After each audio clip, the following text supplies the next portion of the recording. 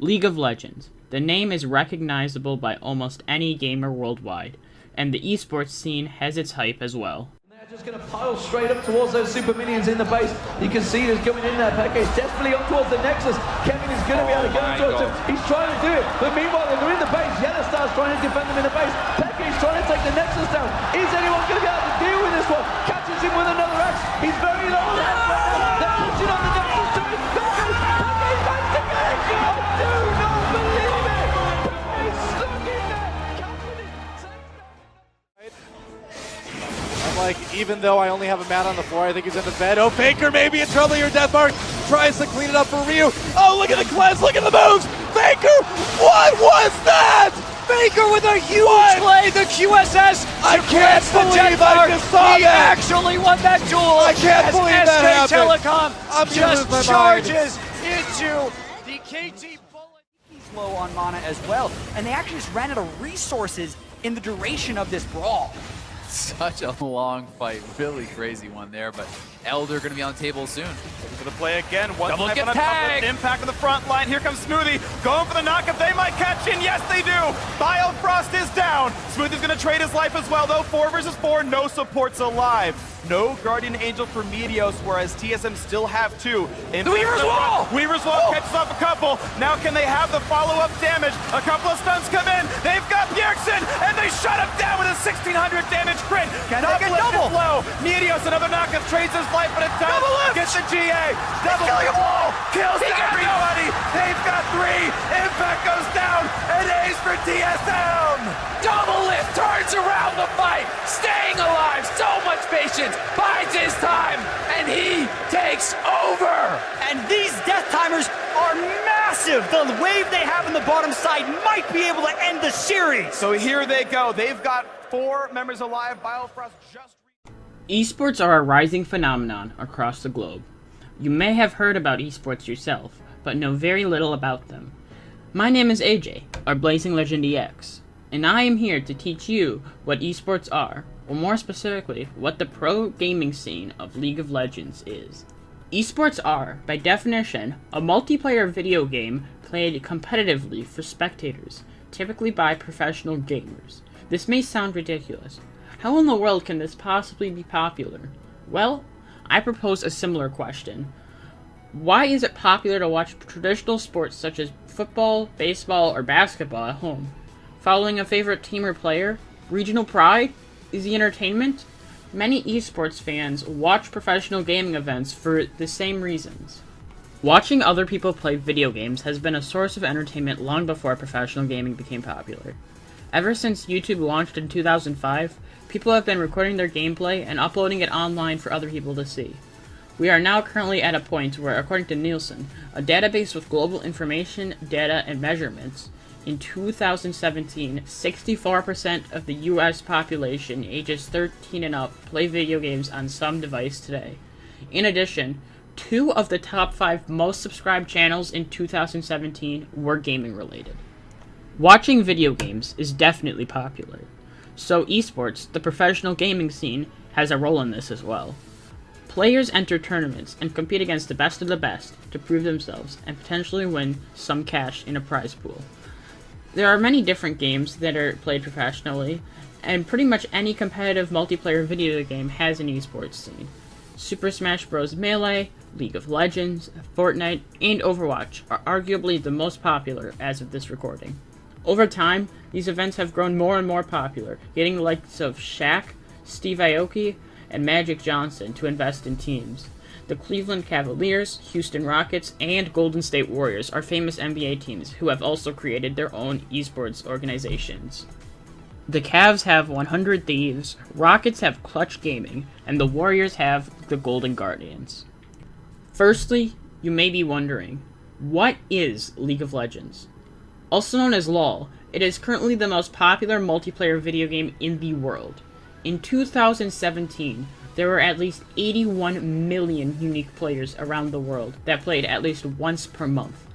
The game was made by Riot Games and released on October 27, 2009 by CEOs Brandon Riesbeck and Mark Tryndamere-Merrill. The game even features 2 characters named after their nicknames, Rise and Tryndamere.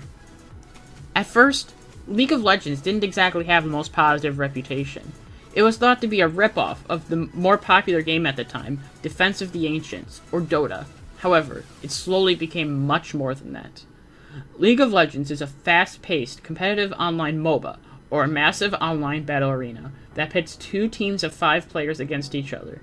Teams must work together to destroy the enemy structures, and eventually break into the enemy team's base, and finally take down the Nexus, the large crystallized formation in the back of each team's base. Destroying the enemy's Nexus is how you secure victory in the game. The first professional League of Legends championship was in 2011 and held at Dreamhack, a gaming convention in Sweden. The event had a $100,000 prize pool on the line, and teams from across the globe came to compete. The European team Fnatic defeated the other European, American, and Asian teams to win the tournament and take home $50,000 in prize money. Over 1.6 million viewers watched the live stream of the event. Popularity skyrocketed from there, and further interest generated when Riot Games launched the League Championship Series for both North America and Europe in 2013, better known as the NALCS and EULCS respectively. NA and EU are not the only regions to have professional leagues. North America, Europe, China, Korea, Taiwan, and Southeast Asia are considered to be the major leagues. There are also leagues in Latin America, North and South, Brazil, Japan, Turkey, the CIS, and Oceania. However, these leagues aren't as significant and are more commonly referred to as wildcard regions. The schedule for professional games are similar worldwide. 2 seasons, known as splits, occur annually: the spring split and the summer split. Both splits consist of a main season and playoffs. There are also 3 international tournaments that happen throughout the year: the Mid-Season Invitational, or MSI, Rift Rivals, and Worlds, in that order. The starting and ending times for each split can vary by region, but spring split must end for every region by the time the Mid-Season Invitational, or MSI, begins. MSI contains the spring split champions from each major region. These teams then go through a group stage and a knockout stage. MSI is used to determine seeding for Worlds, known as the most important tournament of the year, and I will get to that momentarily. The top 4 teams of MSI get a number 1 seed for Worlds. Rift Rivals is a tournament that usually takes place after the first few weeks of the summer split, in which rivaling regions send their best teams from spring split against each other. For example, NA and EU play against each other, whereas Korea and China go up against each other. The same scheduling requirements apply to summer split for Worlds, but all summer splits usually end at least a month before Worlds, so teams have time to practice for this very important international tournament. After the conclusion of both Rift Rivals and the summer split regular season and playoffs, it's time for the World Championship. This is known as the most important international tournament of the year, and fans worldwide wait anxiously for this tournament to begin. The best teams in the world come together and fight for the very prestigious title of number 1 in the world. Seeding for Worlds is determined by something called championship points, which are given out depending on how a team does at the end of each split. Whichever teams from each region have the top 3 most championship points at the end of summer head to Worlds. A breakdown of how championship points are distributed is as followed.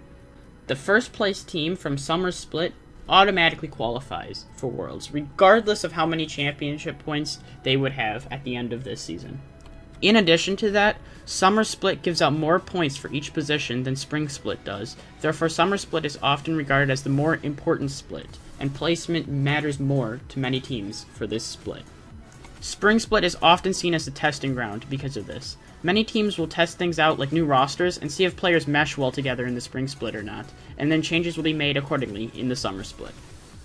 Going back to championship points, however, the exact breakdown of the points distribution looks like this. First place for spring split gives you 90 points.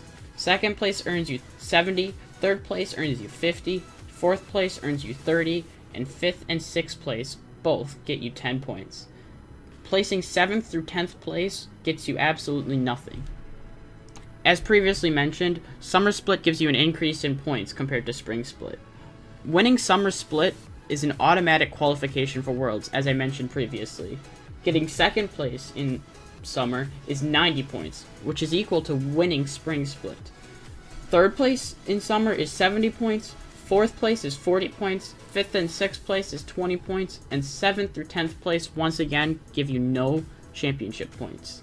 Once seeding is decided through the 3 teams that have the most championship points, and the date finally arrives, Worlds begins.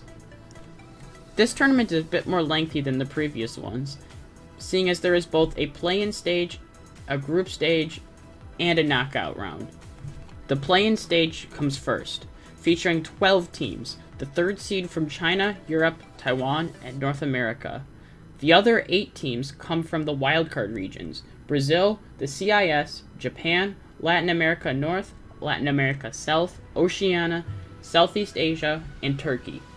These teams are drawn into 4 groups, and then compete in a double round robin against each other. Each match is a best of 1, and the top teams from each group advance to round 2. Round 2 then consists of the top 8 teams from each group, and the first place teams from the group stage each face a second place team from another group. These matches are best of 5, and the winners from here advance to the main event of Worlds, which is the same format as this, only featuring the top 2 teams from NA, EU, Korea, China, and Taiwan, in addition to the teams that qualified through the play-ins that I just explained.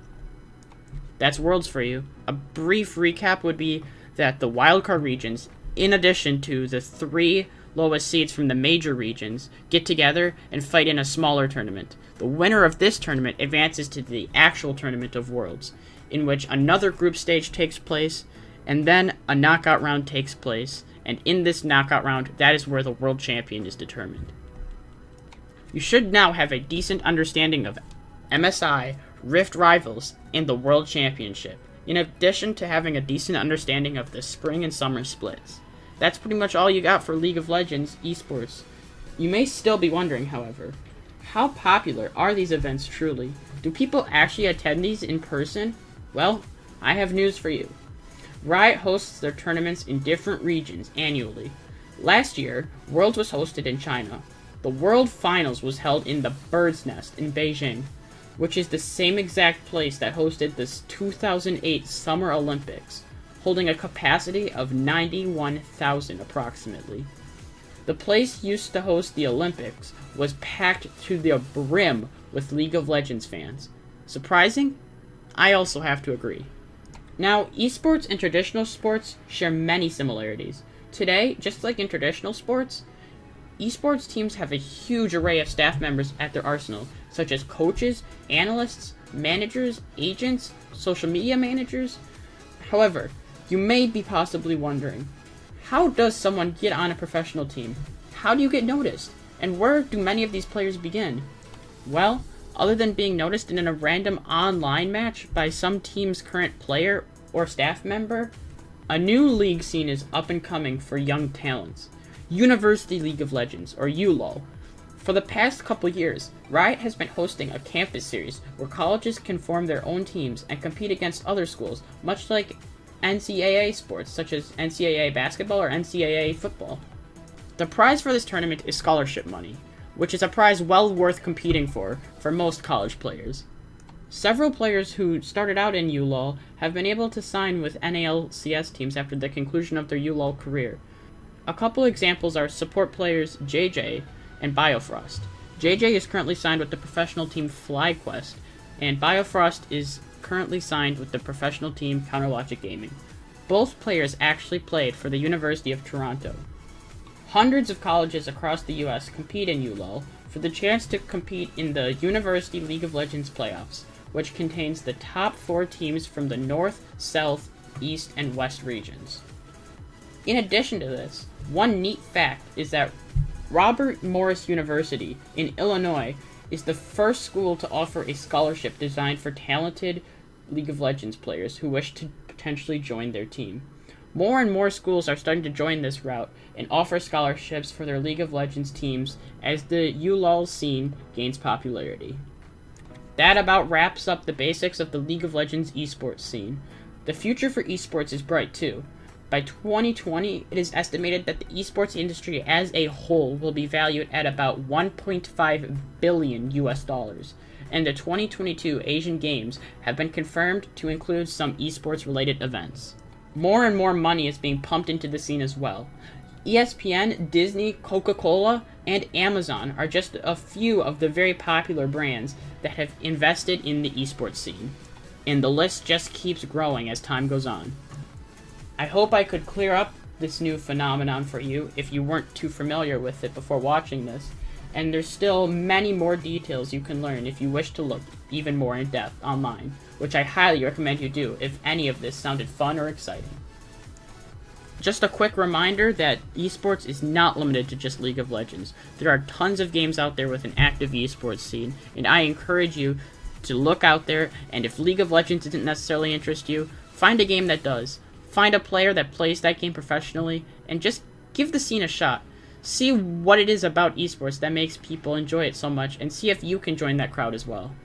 I promise you, it's surprisingly entertaining, people are really passionate about it, and who knows, maybe you'll find it as fun, if not more fun, than following a traditional sports team today. You don't even have to play League of Legends or whatever game you're following in order to truly enjoy the esports scene. There are many people that are really passionate about teams or players that don't even play the game actively themselves. That's about it from me. If you have any questions or confusions, please do not be afraid at all to ask me them in the comments below, and I will do my very best to answer as many comments as humanly possible. I would also appreciate if you hit the like or dislike button, depending on what you thought. I put a lot of hard work into this, and it really lets me know truly if this got to people and actually helped explain the esports scene to them or not. Again, thank you so much for watching this in full, and hopefully you and I can help grow the esports scene and join the scene that millions upon millions of people are enjoying. And let me just tell you, if you're looking for a team to root for, TSM isn't exactly a bad choice.